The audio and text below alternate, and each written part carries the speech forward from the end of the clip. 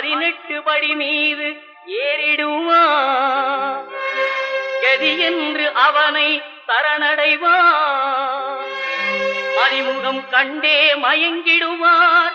ஐயனை துதிக்கையிலே தன்னையே மறந்திடுவார்.